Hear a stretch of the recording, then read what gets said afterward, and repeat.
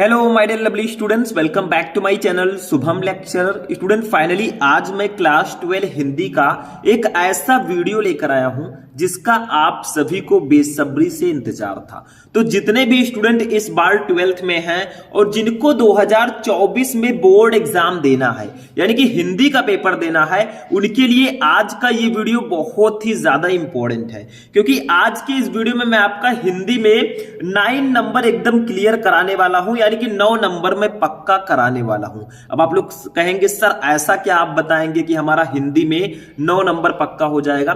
देखिए स्टूडेंट, इस वीडियो में हम क्लास 12 हिंदी के 3 ऐसे महत्वपूर्ण निबंध को पढ़ेंगे जो हर साल आपके बोर्ड एग्जाम में पूछे जाते हैं। यानी कि अगर आप प्रीवियस ईयर पेपर उठाकर देखेंगे तो ये निबंध आपके बोर्ड एग्जाम में बार बार यही निबंध आते हैं और इस बार 2024 में भी यही निबंध आएंगे। मतलब मैं आपको 3 निबंध बताऊंगा, तीनों लिखकर बताऊंगा, और अगर आपने ये 3 निबंध पढ़ लिया और ऐसे बोर्ड एग्जाम में लिखकर चले आए तो आपको 9 में से 9 नंबर पूरे मिलेंगे। 1 नंबर भी आपका एग्जामिनर नहीं काट पाएगा, एक छोड़िए आधा नंबर भी नहीं काट पाएगा। और मैं आपको बताऊंगा कि कैसे आपको लिखना है। अगर इस तरह हिंदी की कॉपी में लिखोगे निबंध तो आपको पूरे नंबर मिलेंगे। तो वीडियो बहुत ही ज्यादा इंटरेस्टिंग है। आज का ये वीडियो देख लेंगे तो आपको निबंध पढ़ने की जरूरत ही नहीं पड़ेगी। कैसे आपको हेडिंग डालना है, कैसे हेडिंग डाल डाल के लिखना है ताकि आपको एग्जामिनर पूरे के पूरे नंबर दे।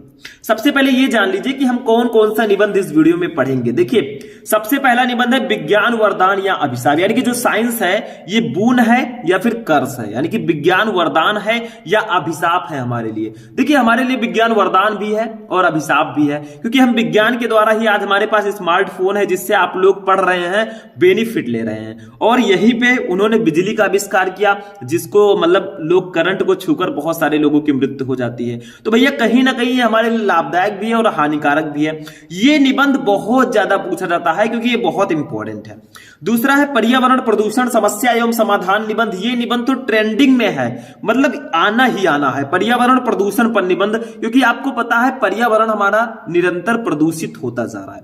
तो इस पर निबंध लिखने को दिया जाएगा इस बार, ये ध्यान रखिएगा। तीसरा देखिए भारत में जनसंख्या वृद्धि की समस्या, यानी कि भारत में जनसंख्या भी लगातार बढ़ रही है जो कि बहुत ही हानिकारक है। मतलब जैसे जैसे जनसंख्या बढ़ेगी भूमि की कमी होगी और बेरोजगार लोगों की संख्या बढ़ेगी। तो ये तीनों निबंध बहुत ज्यादा इंपॉर्टेंट है क्योंकि हमारे वर्तमान में है, पर्यावरण प्रदूषण भी है, भारत में जनसंख्या वृद्धि भी है, तो इस पर निबंध लिखने को दिया जाता है। तो एक एक करके हम तीनों निबंध को पढ़ेंगे। सबसे पहले विज्ञान वरदान या अभिशाप को पढ़ेंगे, कैसे आपको लिखना है निबंध, कैसे हेडिंग डालना है, सारी चीजें मैं आपको बताऊंगा। ठीक है, तो चलिए स्टार्ट करते हैं। इस वीडियो को लाइक कर दीजिएगा, चैनल पर नए चैनल को सब्सक्राइब कर लीजिएगा। तो चलिए स्टार्ट करते हैं। सबसे पहले विज्ञान वरदान या अभिशाप पर निबंध। तो देखिए स्टूडेंट, ऐसे हमको हेडिंग डालना है, मतलब विज्ञान वरदान या अभिशाप। आपको तो प्रश्नोत्तर संख्या डालना होगा और ये मैं आपको ऑलरेडी बता चुका हूं कि कैसे हम लोग बोर्ड एग्जाम में निबंध लिखते हैं। मतलब हिंदी की पूरी कॉपी लिखना मैंने आपको सिखा दिया। अगर आप लोग सर्च करेंगे यूट्यूब पर 12th हिंदी की कॉपी कैसे लिखें शुभम लेक्चरर, तो आपको वो वीडियो मिल जाएगा, उसको देख लेंगे। पूरी कॉपी मैंने लिखना सिखाया। अगर उस तरह लिख कर आओगे 99 लेकर आओगे, ठीक है, 100 भी ला सकते हो। तो विज्ञान वरदान या अभिशाप पर निबंध कैसे लिखेंगे। देखिए कोई भी आप निबंध लिखें, आपको 2 हेडिंग जरूर डालना है। वो दोनों हेडिंग क्या क्या है। सबसे पहला हेडिंग जो हमारा होगा वो प्रस्तावना होगा, जो कि आपके सामने लिखा हुआ है, ठीक है। और सबसे लास्ट हेडिंग आपका जो होगा वो उपसंहार होगा। ये दोनों आपको जरूर डालना है हेडिंग। उसके बीच में आपको उससे रिलेटेड हेडिंग डालने हैं। सिर्फ 2 ही हेडिंग से काम नहीं चलने वाला। अभी मैं बताऊंगा आपको क्या क्या करना है, लेकिन सबसे पहला हेडिंग प्रस्तावना होना चाहिए और इसमें आपको उसके बारे में लिखना है जिसके बारे में आप निबंध लिख रहे हैं, उसके बारे में थोड़ा सा लिखना। देखो आज का युग वैज्ञानिक चमत्कारों का युग है। मानव जीवन के प्रत्येक क्षेत्र में आज विज्ञान ने आश्चर्यजनक क्रांति ला दी है। मानव समाज की सारी गतिविधियां आज विज्ञान से परिचालित हैं। दुर्जेय प्रकृति पर विजय प्राप्त कर आकाश की ऊंचाइयों से लेकर पाताल की गहराइयों तक नाप दी है। विज्ञान एक ऐसी चीज है जिसने आकाश की ऊंचाइयों से लेकर पाताल की गहराइयों तक नाप दी है। और हमारा भारत इसमें जो है चंद्रयान 3 लॉन्च करके सक्सेसफुली उसको लैंड कराकर यह साबित कर दिया कि हम किसी से कम नहीं है। ठीक है, हमारा इंडिया, हमें प्राउड है इस पर। ठीक है, आगे देखिए, विज्ञान को वरदान समझा जाए या अभिशाप, अतः इन दोनों पक्षों पर समन्वित दृष्टि से विचार करके ही किसी निष्कर्ष पर पहुंचना उचित होगा। तो आपको पहले विज्ञान के बारे में लिखना है, आखिर साइंस है क्या, तो प्रस्तावना में आपको यही लिखना है। फिर देखिए, विज्ञान वरदान या अभिशाप, पहले वरदान के रूप में, आखिर ये हमारे लिए वरदान क्यों है। देखो, आधुनिक मानव का संपूर्ण पर्यावरण विज्ञान के वरदानों के आलोक से आलोकित है। प्रातः जागरण से लेकर रात के सोने तक के सभी क्रियाकलाप विज्ञान द्वारा प्रदत्त साधनों के सहारे ही संचालित होते हैं। ठीक है, आगे देखिए, प्रकाश, पंखा, पानी, साबुन, gas stove, fridge, cooler, heater और यहां तक कि शीशा कंघी से लेकर रिक्शा, साइकिल, स्कूटर, बस, कार, रेल, हवाई जहाज, टीवी, सिनेमा, रेडियो आदि जितने भी साधनों का हम अपने दैनिक जीवन में उपयोग करते हैं, वो सब विज्ञान की ही देन है। अगर विज्ञान ना होता तो जो लोग, पहले लोग पैदल जाते थे, कहीं भी यात्रा करना होता था, जो आज आप 2 घंटे में तय कर सकते हैं, वो उनको 5 दिन 6 दिन लग जाते थे। तो भाई विज्ञान के कारण आपका टाइम भी बच रहा है, इसीलिए विज्ञान हमारे लिए वरदान है। आप टेलीविजन देखते हैं, रेल, कार, बस, ट्रक, सारी चीजें, जो साइकिल चलाते हैं, स्कूटर चलाते हैं, सब कुछ विज्ञान की ही देन है। विज्ञान के इन विविध वरदानों की उपयोगिता कुछ इस प्रकार है, मतलब किस किस क्षेत्र में विज्ञान की देन है वो आपको बताना। जैसे यातायात के क्षेत्र में, दैनिक जीवन में, स्वास्थ्य एवं चिकित्सा के क्षेत्र में, ऐसे हेडिंग डाल के लिखना है, क्योंकि भैया 9 नंबर का आता है तो आपको एक्सप्लेन तो करना ही होगा। देखो, सबसे पहले यातायात के क्षेत्र में विज्ञान का क्या वरदान है, तो देखिए, प्राचीन काल में मनुष्यों को लंबी यात्रा तय करने में वर्षों लग जाते थे, लंबी यात्रा तय करने में उनको वर्षों लग जाते थे, किंतु आज रेल, मोटर, जलपोत, वायुयान आदि के आविष्कार से दूर स्थानों पर बहुत शीघ्र पहुंचा जा सकता है। यातायात और परिवहन की उन्नति से व्यापार का भी कायापलट हो गया है। मतलब जितना ज्यादा यातायात और परिवहन बढ़ता जा रहा है, वो व्यापार में भी काफी ज्यादा वृद्धि हुई है, क्योंकि भाई व्यापार पहले लोग पैदल ले जाते रहे होंगे सामान, अब तो गाड़ियां आ गई एक से एक। ठीक है, तो यातायात के क्षेत्र में काफी ज्यादा वरदान है। संचार के क्षेत्र में देखो, बेतार के तार ने संचार के क्षेत्र में क्रांति ला दी है। आकाशवाणी, दूरदर्शन, तार, दूरभाष आदि की सहायता से कोई भी समाचार क्षण भर में विश्व के एक छोर से दूसरे छोर तक पहुंचाया जा सकता है। यानी कि पहले क्या होता था, पत्र लिखते थे भैया, पोस्टमैन उसको लेकर जाता था, वहां पहुंचाता था, आपका एक मैसेज पहुंचने में 5 से 6 दिन लग गया। अब डायरेक्ट व्हाट्सएप खोला, मैसेज कर दिया, भैया कल मेरे भाई की शादी है, आपको आना है। ठीक है, तो अब कितनी सुविधा हो गई। पता लगा कि अगर गलती से मान लीजिए शादी के 1 दिन पहले आप पहले लेटर लिख दें, और पता चलेगा कि जब तक वो लेटर जाएगा भैया शादी हो चुकी है। ठीक है, सारा प्रोसेस तो ये आपका होगा। इतना संचार के क्षेत्र में भी काफी ज्यादा इसका योगदान है। ठीक, तीसरा देखिए, तीसरा है दैनिक जीवन में, दैनिक लिखिएगा इसको। ठीक है, दैनिक जीवन में विद्युत के आविष्कार ने मनुष्य की दैनिक सुख सुविधाओं को बहुत बड़ा कर दिया है, बहुत बढ़ा दिया है।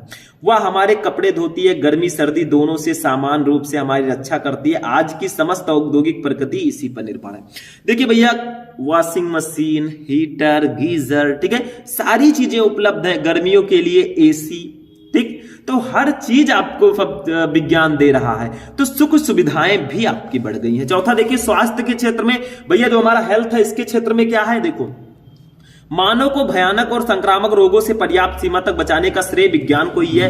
कैंसर यानी कि टीबी, कैंसर, क्षय रोग हो गया, टीबी, हृदय रोग एवं अन्य जटिल रोगों का इलाज विज्ञान द्वारा ही संभव हुआ है।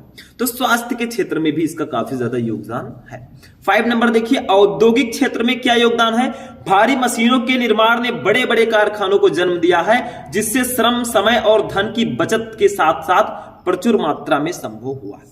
मतलब जो बड़ी बड़ी मशीनें आई हैं, इससे ना तो अब भैया किसी श्रमिक का काम लग रहा है, किसी लेबर का काम लगता है, ना ही किसी का मशीनें चल रही है, टाइम, धन और श्रम सब कुछ बच रहा है। ठीक है, तो औद्योगिक क्षेत्र में भी काफी ज्यादा योगदान है। कृषि के क्षेत्र में लगभग 139 करोड़ से अधिक, ठीक है, अपनी इंडिया की जनसंख्या भाई 139 करोड़ पहुंच चुकी है। तो लगभग 139 करोड़ से अधिक जनसंख्या वाला हमारा देश आज यदि कृषि के क्षेत्र में आत्मनिर्भरता की ओर अग्रसर हो सका है, तो ये भी विज्ञान की ही देन है। आज कृषि में बहुत सारी मशीनें आ गई हैं, ट्रैक्टर आ गया है। पहले क्या होता था, लोग, मैंने सुना है ऐसा कि बैलों को उसके द्वारा खेतों को जोता जाता था, ठीक है, खेतों की रुपाई की जाती थी। लेकिन अब क्या है भैया, अब ट्रैक्टर और भी भारी सारी चीजें आ गई हैं। नेक्स्ट देखिए, शिक्षा के क्षेत्र में जो आप लोग इस समय ग्रहण कर रहे हैं, देखो मुद्रण यंत्रों के आविष्कार ने बड़ी संख्या में पुस्तकों का प्रकाशन संभव बनाया है, जिससे पुस्तकें सस्ते मूल्य पर मिल सकी हैं। इसके अतिरिक्त समाचार पत्र, पत्रिकाएं आदि ये भी हैं। ठीक है, तो शिक्षा के क्षेत्र। मनोरंजन में देखिए, चलचित्र, आकाशवाणी, दूरदर्शन आदि के आविष्कार ने मनोरंजन को सस्ता और सुलभ बना दिया है। टेप रिकॉर्डर, वीसीआर, डीवीडी आदि ने इस दिशा में क्रांति ला दी है। अब ये तो था विज्ञान वरदान के रूप में, मतलब विज्ञान वरदान के रूप में हमारे लिए कैसे है, ठीक है, वो मैंने बताया। किस किस क्षेत्र में है वो मैंने बताया। अब अभिशाप क्यों है आखिर, ये देखो। अभिशाप, विज्ञान विज्ञान का एक और पक्ष भी है। विज्ञान एक असीम शक्ति प्रदान करने वाला तटस्थ साधन है। मानव चाहे जैसे इसका इस्तेमाल कर सकता है। सभी जानते हैं कि मनुष्य में दैवी प्रवृत्ति भी है और आसुरी प्रवृत्ति भी। सामान्य रूप से जब मनुष्य की दैवी प्रवृत्ति प्रबल होती है तो वह मानव कल्याण से कार्य किया करता है। अतः कहा जा सकता है कि आज विज्ञान की विध्वंसक शक्ति पहले की अपेक्षा बहुत बढ़ गई है।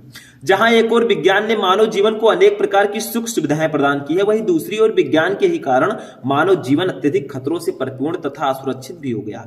कंप्यूटर तथा दूसरी मशीनों ने यदि मानव को सुविधा के साधन उपलब्ध कराए हैं, औद्योगिक प्रगति ने पर्यावरण प्रदूषण की विकट समस्या खड़ी कर दी है। जैसे जैसे औद्योगिक प्रगति हो रही है, उससे धुएं निकल रहे हैं और भी बहुत सारी चीजें हो रही हैं, तो उससे भैया समस्या प्रकट हो गई है। यानी कि जैसे जैसे ईंधन जलेंगे तो समस्या प्रकट होगी। ठीक है, जीवाश्म ईंधन, साथ ही गैसों के रिसाव से अनेक व्यक्तियों के प्राण भी जा चुके हैं। तो अगर विज्ञान वरदान है तो ये अभिशाप भी है। उपसंहार देखेंगे, नेक्स्ट हेडिंग जो हमारा लास्ट हेडिंग होगा निबंध का, हमारा विज्ञान वरदान या अभिशाप का लास्ट निबंध। उपसंहार, विज्ञान सचमुच तलवार है जिससे व्यक्ति आत्मरक्षा भी कर सकता है और अनाड़ीपन में अपने अंग भी काट सकता है। मतलब आप फोन लिए हैं, उसको आप यूज कर रहे हैं, स्मार्टफोन, आप पढ़ाई कर रहे हैं इस समय, अच्छा है, पढ़ाई कर रहे हैं, बहुत ही अच्छा है, क्योंकि जो चीजें आपको कोचिंग्स में नहीं मिलती जल्दी, वो आपको ऑनलाइन मिल रही है।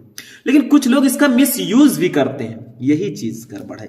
इसमें कुछ ऐसे एडवर्टीजमेंट भी आ जाते हैं जो आपके लिए हानिकारक हो सकते हैं। इसमें दोष तलवार का नहीं, उसके प्रयोक्ता का है। दोष किसी का नहीं है, ये फोन का दोष नहीं है। आप उसका यूज कैसे कर रहे हैं वो आपके ऊपर है भाई। ठीक है, तो आप उसको मिसयूज मत कीजिए। विज्ञान ने मानव के सम्मुख असीमित विकास का मार्ग खोल दिया है, जिससे मनुष्य संसार से बेरोजगारी, भुखमरी, महामारी आदि को समूल नष्ट कर विश्व को अभूतपूर्व सुख समृद्धि की ओर ले जा सकता है। तो ये हमारा था विज्ञान वरदान या अभिशाप पर निबंध। ठीक है, फर्स्ट लास्ट हेडिंग बिल्कुल याद रखिएगा, बीच में आपको सारे हेडिंग्स डालना है। हेडिंग इंपॉर्टेंट होता है। बहुत सारे स्टूडेंट कहते हैं सर एकदम किताब से याद करके जाए वही लिखें, जरूरी नहीं है, खुद भी आप लिख सकते हैं अपनी तरफ से, लेकिन आपको हेडिंग अच्छे से लिखना आना चाहिए, कौन कौन सा हेडिंग रहेगा। ठीक है, ये हो गया हमारा फर्स्ट। चलिए नेक्स्ट निबंध देखते हैं। अब देखिए स्टूडेंट, जो हमारा नेक्स्ट निबंध है वो है पर्यावरण प्रदूषण समस्या एवं समाधान। बहुत ही महत्वपूर्ण निबंध है ये। मतलब पर्यावरण प्रदूषण जो है ये समस्या है, इसका समाधान कैसे करें भाई। तो देखिए प्रस्तावना सबसे पहला हेडिंग इसमें भी रहेगा, कोई भी निबंध हो फर्स्ट हेडिंग प्रस्तावना। देखो, जो हमें चारों ओर से प्रवृत्त किए हुए है वही हमारा पर्यावरण है। इस पर्यावरण के प्रति जागरूकता आज की प्रमुख आवश्यकता है, क्योंकि ये प्रदूषित हो रहा है। प्रदूषण की समस्या प्राचीन एवं मध्यकालीन भारत के लिए अज्ञात थी। ये वर्तमान युग में हुई औद्योगिक प्रगति एवं शस्त्रास्त्रों के निर्माण के फलस्वरूप उत्पन्न हुई है। मतलब जो पर्यावरण प्रदूषण है, अब देखिए ऐसे ऐसे शस्त्र हो चुके हैं, कहीं पे युद्ध हो रहा है, वहां पे बॉम्ब विस्फोट हो रहे हैं, वहां से प्रदूषण फैल रहा है। तो ये सारी चीजें पर्यावरण प्रदूषण को बढ़ावा देती हैं। रॉबर्ट कोच ने कहा था, एक दिन ऐसा आएगा कि जब मनुष्य को स्वास्थ्य के सबसे बड़े शत्रु के रूप में निर्दयी शोर से संघर्ष करना पड़ेगा। ये जो शोर है, जो नॉइस है, इससे आपको संघर्ष करना पड़ेगा। ठीक है, लगता है कि वह दुखद दिन अब आ गया है भाई। शोरगुल बहुत हो रहा है। पहले लोग पैदल भले ही चलते थे, लोग साइकिल से भले ही चलते थे, लेकिन वो ठीक था। भला गाड़ी से धुएं तो नहीं निकलते थे कि पर्यावरण को प्रदूषित करें। ठीक है, अब जितना ज्यादा सुख सुविधा है उतना ज्यादा रोग भी लोगों को होते हैं। प्रदूषण का अर्थ हमारा नेक्स्ट हेडिंग होगा। आखिर प्रदूषण है क्या। देखो, स्वच्छ वातावरण में ही जीवन का विकास संभव है। जितना अच्छा वातावरण होगा जीवन उतना ही अच्छा होगा। पर्यावरण का निर्माण प्रकृति के द्वारा किया गया है, मतलब प्रकृति के द्वारा पर्यावरण का निर्माण किया गया है। प्रकृति द्वारा प्रदत्त पर्यावरण जीवधारियों के अनुकूल होता है। जब इस पर्यावरण में किन्हीं तत्वों का अनुपात, मान लीजिए कोई भी तत्व है, उसका अनुपात इस रूप में बदलने लगता है जिसका जीवधारियों के जीवन पर प्रतिकूल प्रभाव पड़ने की संभावना होती है। इससे मानवता के विनाश का संकट उत्पन्न हो गया है। औद्योगिक तथा रासायनिक कूड़े कचरे के ढेर से पृथ्वी, हवा तथा पानी प्रदूषित हो रहे हैं भाई। ठीक है, तो ये आपका प्रदूषण था, मतलब पर्यावरण प्रदूषण प्रस्तावना पहला हेडिंग। दूसरा प्रदूषण का अर्थ। अब प्रदूषण कितने प्रकार का होता है भाई? जल प्रदूषण, वायु प्रदूषण, ध्वनि प्रदूषण, रेडियोधर्मी प्रदूषण, रासायनिक प्रदूषण, ऐसे लिखना है जैसे हमने विज्ञान वरदान या अभिशाप में लिखा, वो किस किस क्षेत्र में वरदान के रूप में है। ठीक है, तो देखिए प्रदूषण के प्रकार। आज के वातावरण में प्रदूषण निम्नलिखित रूपों में दिखाई पड़ता है। फर्स्ट है जल प्रदूषण। जीवन के अनिवार्य स्रोत के रूप में वायु के बाद प्रथम आवश्यकता जल की ही होती है। भाई जीवन अगर आपको जीना है तो वायु के बाद सबसे पहली आवश्यकता जल की होती है। सबसे पहले आपको वायु जरूरी है। ऑक्सीजन नहीं मिलेगा, आपका सांस फूलने लगेगा, वैसे ही काम खत्म। लेकिन उसके बाद अगर मान लीजिए ऑक्सीजन मिल भी जाए, आपको पानी नहीं मिलेगा तो आप कुछ दिन तक रहेंगे, उसके बाद में भगवान को प्यारे। आगे देखिए, जल को जीवन कहा जाता है। जल का शुद्ध होना स्वस्थ जीवन के लिए बहुत आवश्यक है। देश के प्रमुख नगरों के जल का स्रोत हमारी सदानीरा नदियां। दूसरा वायु प्रदूषण। वायु जीवन का अनिवार्य स्रोत है। प्रत्येक प्राणी को जीने के लिए शुद्ध वायु की आवश्यकता होती है, जिसके कारण वायुमंडल में इसका विशेष अनुपात होना आवश्यक है। मतलब जो हमारा वायु है ये प्रदूषित बिल्कुल ना हो। ठीक है, जीवधारी सांस द्वारा ऑक्सीजन ग्रहण करता है और कार्बन डाइऑक्साइड छोड़ता है। पेड़ पौधे कार्बन डाइऑक्साइड लेते हैं और हमें ऑक्सीजन प्रदान करते हैं। देखो भाई, पेड़ पौधे हमारे जीवन के लिए बहुत ही लाभदायक है। मैं कहता रहता हूं प्लांटिंग जरूर कीजिए। आप अपने हर जन्मदिन पर, हर बर्थडे पर एक पेड़ जरूर लगाएं। ठीक है, कितने लोग लगाएंगे कमेंट कर दीजिएगा। ठीक है, मतलब ऐसा मैं क्यों बोल रहा हूं, देखो आप क्या करते हैं कि पेड़, आप ऑक्सीजन लेते हैं, कार्बन डाइऑक्साइड छोड़ते हैं। ठीक है, अब पेड़ पौधे क्या है, उस कार्बन डाइऑक्साइड को लेते हैं और ऑक्सीजन छोड़ते हैं। देखिए, वो आपको ऑक्सीजन दे रहे हैं जिसकी आपको बहुत ज्यादा जरूरत है। बिना ऑक्सीजन के आप जीवित नहीं रह पाएंगे। तो पेड़ पौधे आपको ऑक्सीजन देते हैं। इनका अगर कहीं भी एक भी पेड़ कट जाता है गलती से, सूखा रूखा, तो आपको उसके बदले 5-6 पेड़ 10 पेड़ लगाने। हर जन्मदिन पर एक पेड़ लगाओ, देखो कितना अच्छा रहता है, प्रदूषण नहीं फैलेगा। ठीक है, तीसरा देखिए ध्वनि प्रदूषण। ध्वनि प्रदूषण आज की एक नई समस्या है। इसे वैज्ञानिक प्रगति ने पैदा किया। मोटर कार, ट्रैक्टर, जेट विमान, कारखानों की सायरन मशीनें, लाउड स्पीकर आदि ध्वनि से श्रवण शक्ति का ह्रास तो होता ही है, साथ ही कार्य करने की क्षमता पर भी बुरा प्रभाव पड़ता है। ध्वनि प्रदूषण भी नहीं होना चाहिए, इससे कार्य करने की क्षमता पर भी प्रभाव पड़ता है और क्या होता है कि हमारा श्रवण शक्ति भी कम हो जाती है, सुनने की क्षमता। चौथा है रेडियोधर्मी प्रदूषण। आज के युग में वैज्ञानिक परीक्षणों का जोर है। परमाणु परीक्षण निरंतर होते ही रहते हैं। इनके विस्फोट से रेडियोधर्मी पदार्थ वायुमंडल में फैल जाते हैं और अनेक प्रकार से जीवन को क्षति पहुंचाते हैं। पांचवा है रेडियोधर्मी नहीं, रासायनिक प्रदूषण है भैया। तो रासायनिक प्रदूषण जो है इसको भी ध्यान में रखिएगा। कारखानों से बहते हुए अवशिष्ट द्रव्यों के अतिरिक्त उपज में वृद्धि की दृष्टि से प्रयुक्त कीटनाशक दवाइयों और रासायनिक खादों से भी स्वास्थ्य पर प्रतिकूल प्रभाव पड़ता है। कुछ लोग ज्यादा पैदावार के लिए अपने फसलों में बहुत ज्यादा मात्रा में खाद या फिर और भी सारी चीजें देते हैं जो हमारे स्वास्थ्य पर प्रतिकूल प्रभाव डालता है। दूसरा हेडिंग, नेक्स्ट हेडिंग, प्रदूषण की समस्या और उससे हानियां क्या है। देखो, निरंतर बढ़ती हुई मानव जनसंख्या, रेगिस्तान का बढ़ते जाना, भूमि का कटाव, ओजोन की परत का सिकुड़ना, धरती के तापमान में वृद्धि, वनों का विनाश तथा औद्योगिकरण ने विश्व के सम्मुख प्रदूषण की समस्या पैदा कर दी है। आखिर ये प्रदूषण क्यों फैल रहा है? क्योंकि जनसंख्या लगातार बढ़ रही है। जनसंख्या बढ़ेगी, लोग पेड़ पौधे काट कर घर बनाएंगे, वहां पे रहेंगे, उसको बेचेंगे। तो पेड़ पौधे का कटाव, ठीक है, भूमि का कटाव, ओजोन की परत का सिकुड़ना, धरती के तापमान में वृद्धि, वनों का विनाश, वनों को धीरे धीरे काटा जा रहा है, पेड़ पौधे कट रहे हैं भाई, तो कितना नुकसानदायक है। इसने पर्यावरण प्रदूषण की समस्या पैदा कर दी है। साथ ही श्वसन गति और नाड़ी गति में उतार चढ़ाव, जठरांत्र की गतिशीलता में कमी तथा रुधिर प्रसंचरण एवं हृदय पेशी के गुणों में भी परिवर्तन हो जाता है तथा प्रदूषण अन्य अनेकानेक बीमारियों से पीड़ित मनुष्य समय से पूर्व ही मृत्यु का ग्रास बन जाता है। प्रदूषण से बहुत सारे लोगों को मृत्यु भी हो जाती है। ठीक है, समस्या और समाधान कैसे होगा? वातावरण को प्रदूषण से बचाने के लिए वृक्षारोपण सबसे अच्छा साधन है, सर्वश्रेष्ठ साधन। मतलब वृक्षारोपण का मतलब वृक्ष को लगाना, पेड़ पौधे लगाना, यही एक ऐसा साधन है जिससे आप अपने वातावरण को प्रदूषित होने से बचा सकते हैं। पेड़ पौधे जरूर लगाएं, मैं ये कहता हूं। ठीक है, आप तो पढ़े लिखे, आपको लगाना चाहिए। ठीक है, मानव को चाहिए कि वह वृक्षों, अब पढ़े लिखे हो या ना हो फिर भी लगाना जरूर। ठीक है, वृक्षों और वनों को कुल्हाड़ियों का निशाना बनाने के बजाय उन्हें फलते फूलते, मतलब कुल्हाड़ियों का निशाना बनाने से उनसे उन्हें फलते फूलते देखें तथा सुंदर पशु पक्षियों को अपना भोजन बनाने के बजाय उनकी सुरक्षा करें। तकनीकी ज्ञान का उपयोग खोए हुए पर्यावरण को फिर से प्राप्त करने पर बल देने के लिए किया जाना चाहिए। वायु प्रदूषण से बचने के लिए हर प्रकार की गंदगी एवं कचरे को विधिवत समाप्त करने के लिए उपाय निरंतर किए जाने चाहिए। जल प्रदूषण को नियंत्रित करने के लिए औद्योगिक संस्थानों में ऐसी व्यवस्था की जानी चाहिए। उपसंहार, लास्ट हेडिंग, ध्यान से समझिएगा, मैं आपको हेडिंग वाइज बता रहा हूं। अब आप लोग कहेंगे सर जी नोट करें कैसे? नोट क्यों कर रहे हो भाई? नोट सारी हमारे ऐप पे मिल रहे हैं, आप जाकर डाउनलोड ले लीजिए। वो देखिए, उपसंहार, पर्यावरण में होने वाले प्रदूषण को रोकने व उसके समुचित संरक्षण के लिए समस्त विश्व में एक नई चेतना उत्पन्न हुई है।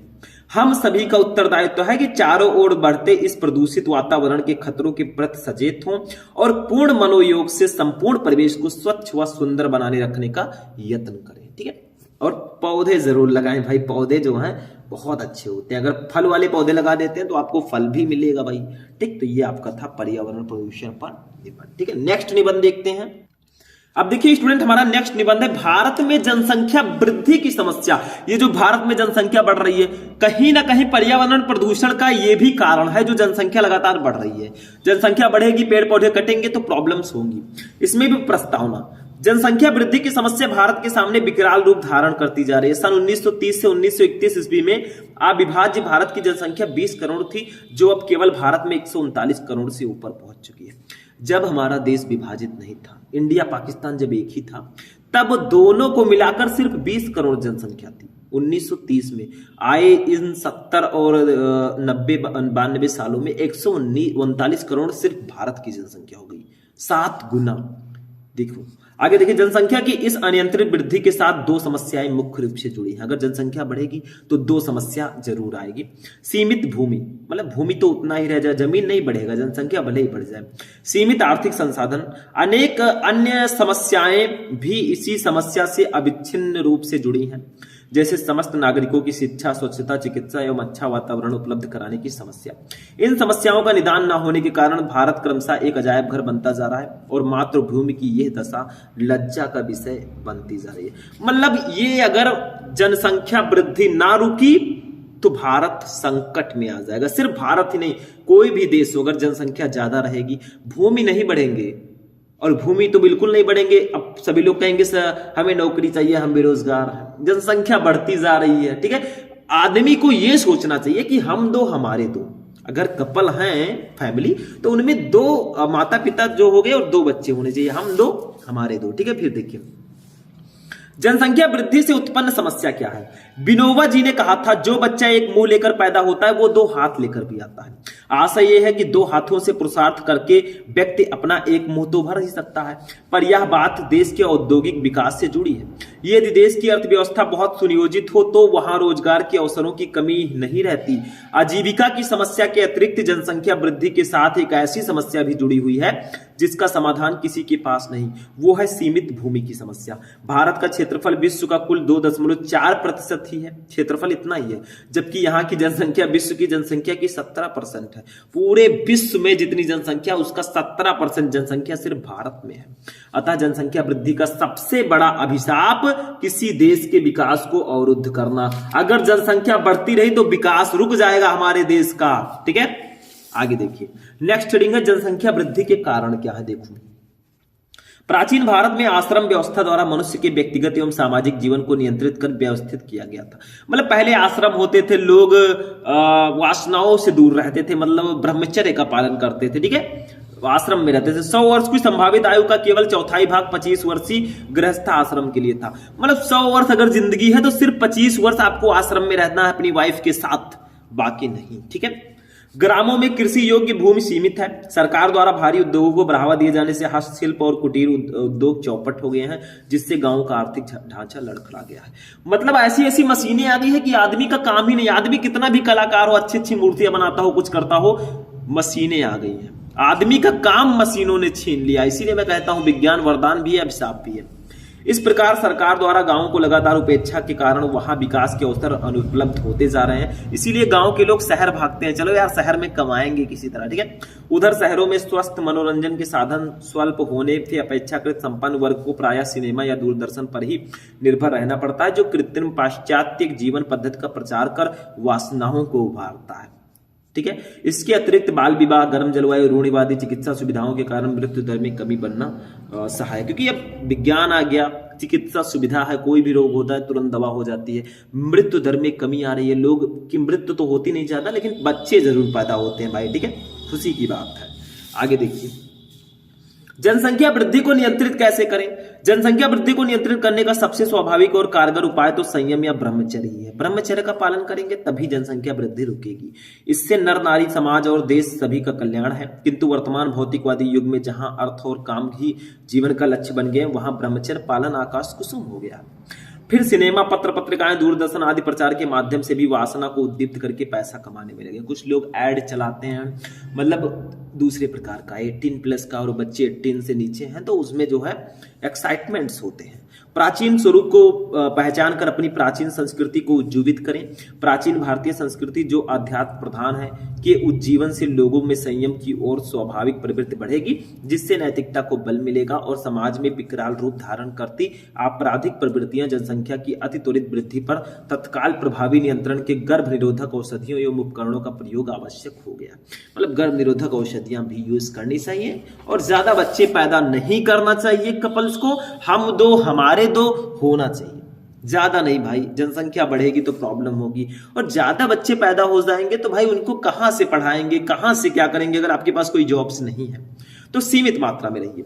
उपसंहार, जनसंख्या वृद्धि को नियंत्रित करने का वास्तविक स्थायी उपाय तो सरल और सात्विक जीवन पद्धति अपनाने में ही निहित है, जिसे प्रोत्साहित करने के लिए सरकार को ग्रामों के आर्थिक विकास पर विशेष ध्यान देना चाहिए, जिससे ग्रामीणों का आजीविका की खोज में शहर की ओर पलायन रुक सके। वस्तुतः ग्रामों के सहज प्राकृतिक वातावरण में संयम जितना सरल है, उतना शहरों के घुटन भरे आडंबर युक्त जीवन में नहीं। मतलब हमारे गांव में जो जीवन है भाई बहुत अच्छा है, हमारा वातावरण बहुत शुद्ध है। आप चले जाएंगे कहीं बाहर किसी सिटी में, बहुत सारे लोग जाना चाहते हैं सिटी में, चलो यार मजा आएगा, लेकिन वहां पे पर्यावरण प्रदूषित रहता है, थोड़ा बहुत सांस लेने में भी प्रॉब्लम्स हो सकती हैं। ठीक है, आगे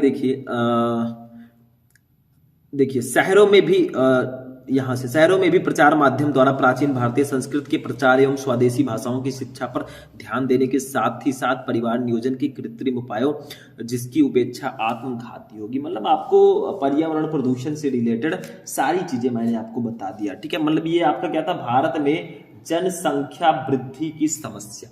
ठीक है, ये जानना बहुत ज्यादा जरूरी है। 3 मैंने आपको निबंध बताए आज की इस क्लास में। ठीक है, मैंने आपको बताया विज्ञान वरदान या अभिशाप पर निबंध, मैंने आपको बताया पर्यावरण प्रदूषण और भारत में जनसंख्या वृद्धि पर निबंध।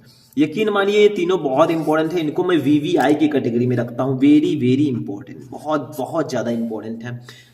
अब आप लोग माने या ना माने लेकिन इंपॉर्टेंट है भाई। ठीक है, आप प्रीवियस से पेपर उठाकर देख लीजिए। तो चलते हैं, मिलते हैं आगे नेक्स्ट वीडियो में। इस वीडियो को लाइक कीजिएगा, चैनल को सब्सक्राइब कर लीजिएगा। मिलेंगे नेक्स्ट वीडियो में, तब तक के लिए जय हिंद।